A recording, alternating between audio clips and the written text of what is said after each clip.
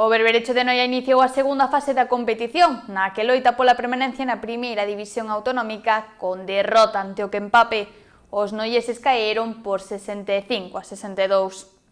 Os noieses disputaron este sábado o primeiro partido desta fase no pabillón de Riazor, onde se enfrontaron ao Quempape, pero a pesar dos esforzos, os noieses non comenzaron con bo pé esta nova etapa.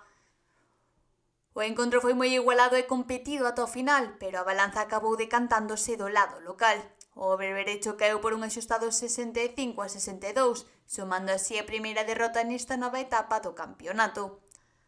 A falta de acerto en momentos clave do conxunto amarelo impediu traer a vitoria de volta a Noia, quedando cun balance de 62 puntos a favor e 65 en contra na clasificación.